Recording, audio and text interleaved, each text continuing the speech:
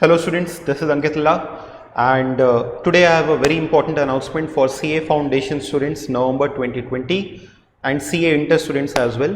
जो भी स्टूडेंट्स अभी CA एग्जामिनेशंस नवंबर में अपीयर कर रहे हैं उन लोगों के लिए एक बहुत इंपॉर्टेंट अनाउंसमेंट है. Your examinations form has now कम. आज 5 अगस्त को एग्जामिनेशन फॉर्म्स अपडेट कर दिए गए फॉर नवंबर 2020 एग्जामिनेशंस. तो अब इसको आप फिलअप कर सकते हैं. अब इसको कैसे फिलअप करना है, इसमें क्या डिटेल्स आपको फिलअप करनी है, क्या पिछले वाले जो अटेम्प्ट किए थे उनको भी फिलअप करना है, तो everything I will be discussing in this video. So students, सबसे पहले आप ये जान लीजिए कि इसकी डेट्स क्या है. फर्स्ट ऑफ ऑल, आज ये आपका विंडो ओपन हुआ है. टुडे इज 5 अगस्त, 10 बजे विंडो ओपन किया गया. और फिर इसके बाद इसकी लास्ट डेट क्या होगी? द लास्ट डेट इज 25 अगस्त 2020. इस समय तक आपको अपना एग्जाम फॉर्म फिलअप कर लेना है. जो इसके सबमिशन की लास्ट डेट है, हालांकि दैट इज 4 सितंबर, बट आपको तब लेट फीस जमा करनी पड़ेगी. शायद 200 रुपये कुछ इसके लेट फीस है जिसके साथ आपको सबमिट करना पड़ेगा. लेकिन फिर आप 4 तारीख तक भी सबमिट कर सकते हैं. एनीवेज, आप मान करके चलिए 25 अगस्त is the last date for submission of exam form. आप तब CA फाउंडेशन का एग्जाम देने के लिए एलिजिबल हैं अगर आपने अपना रजिस्ट्रेशन बाय 31 जुलाई तक करा लिया था. तो अगर 31 जुलाई तक आपका रजिस्ट्रेशन हो चुका है then you are eligible to appear for this November examinations. तो exam forms have now come. अब इस एग्जाम फॉर्म को कैसे फिलअप करना है? तो एग्जाम फॉर्म के लिए वेबसाइट है icaiexam.icai.org. Once again icaiexam.icai.org. तो ये ICAI की एग्जाम रिलेटेड वेबसाइट है. इसमें जब आप जाएंगे तो फिर आपको नवंबर 2020 एग्जाम डिटेल्स करके एक टैब दिखाई देगा. यहाँ पर जाइए और ये विंडो ओपन हो जाएगी. अब ये विंडो जब ओपन होगी तो उसमें आप देख सकते हैं कि आपको एक डिक्लेरेशन फॉर्म दिखाई देगा, फॉर्मेट ऑफ डिक्लेरेशन या सर्टिफिकेट ऑफ सर्विस. तो जब आप एग्जाम फॉर्म फिलअप करते हैं तो आपको एक डिक्लेरेशन फॉर्म फिलअप करना पड़ता है. इस डिक्लेरेशन फॉर्म के अंदर में यही रहता है कि आपने अपीयर किया है, आपने रजिस्टर करा लिया अपने आप को फॉर CA फाउंडेशंस, और फिर इसके बाद सो एंड सो डिटेल्स है इसके अंदर में. आपका सिग्नेचर, पेरेंट्स का सिग्नेचर, अपना नाम आपने लिख दिया, सन या डॉटर ऑफ आपने अपने पिताजी का नाम लिख दिया यहाँ पर. वो करके फिर इसके बाद लास्ट में आपको एक member of ICAI, a chartered accountant has to attest this document. उसको ये अटेस्ट करना पड़ेगा, इसके ऊपर में सिग्नेचर्स अपने प्लेस करने पड़ेंगे. वो अपना मेंबरशिप नंबर लिखेगा, सिग्नेचर लिखेगा. ये करके फिर आप अपना ये फॉर्म जो है, जो डिक्लेरेशन फॉर्म है, यहाँ से आप डाउनलोड कर लेंगे और ये डिक्लेरेशन फॉर्म फिर आप स्कैन कर लेंगे. ठीक, यहाँ तक कर लेने के बाद फिर आप अपने फॉर्म को सबमिट कर सकते हैं. यहाँ तक कर लेने के बाद फिर आप अपने फॉर्म को सबमिट कर सकते हैं.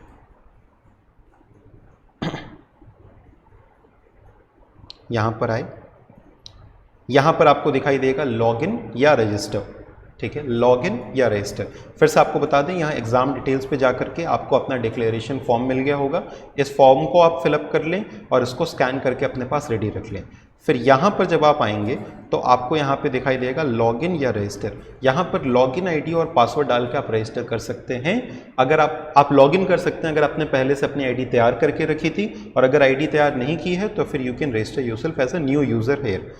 आप यहाँ पर जैसे ही अपना एग्जामिनेशन सेलेक्ट कर लेंगे, जैसे से फॉर एग्जांपल आप फाउंडेशन के लिए अपीयर कर रहे हैं, रजिस्ट्रेशन नंबर आपका CRO है, ERO है, कौन से रीजन का है, और फिर यहाँ पर अपनी रजिस्ट्रेशन की डिटेल्स डाल देंगे.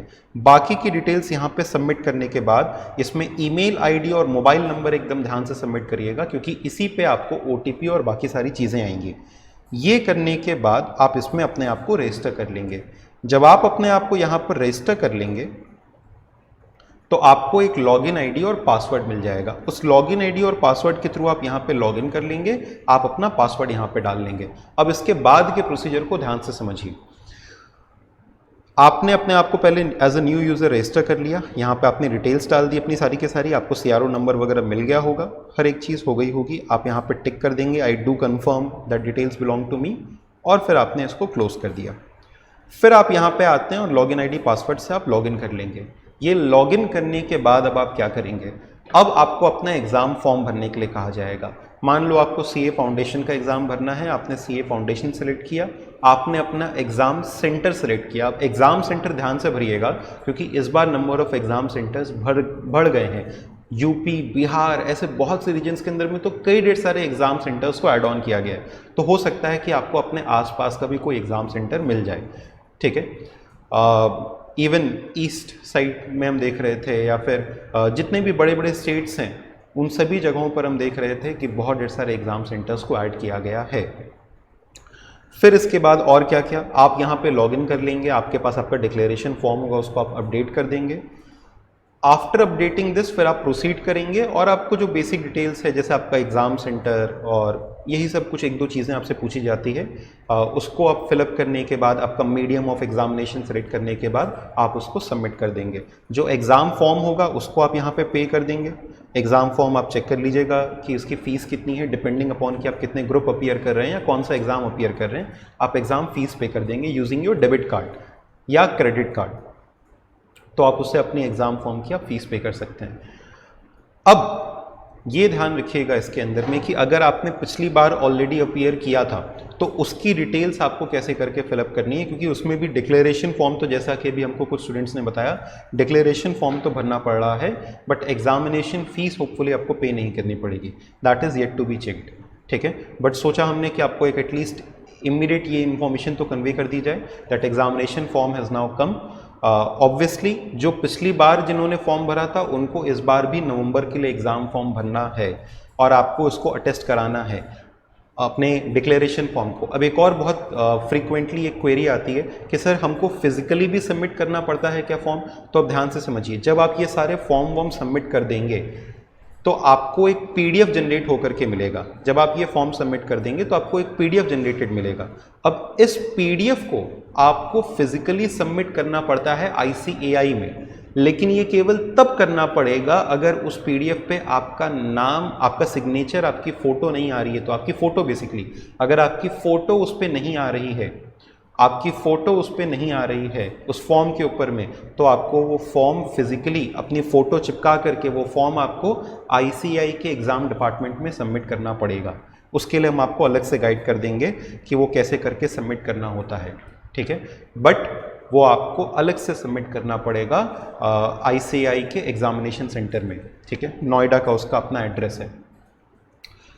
तो ये ध्यान रखिएगा कि फिजिकली तभी सबमिट करना है जब आपका उसके ऊपर में फ़ोटो एंड सिग्नेचर नहीं आ रहा है। अगर आपका फ़ोटो एंड सिग्नेचर जब सबमिट करने के बाद लास्ट में एक पीडीएफ जनरेट होगा, उसमें आपका फ़ोटो सिग्नेचर है, तो फिर आपको उस फॉर्म को फिजिकली सबमिट करने की कोई भी ज़रूरत नहीं है, ठीक है। मोस्ट ऑफ द केसेस आ जाता है तो आपको फिजिकली उसको सबमिट नहीं करना पड़ेगा। This was all for the announcement part for examinations.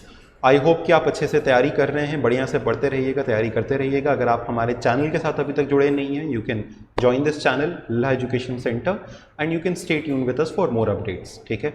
Hopefully you prepare well, keep working hard. Thank you so much, bye bye.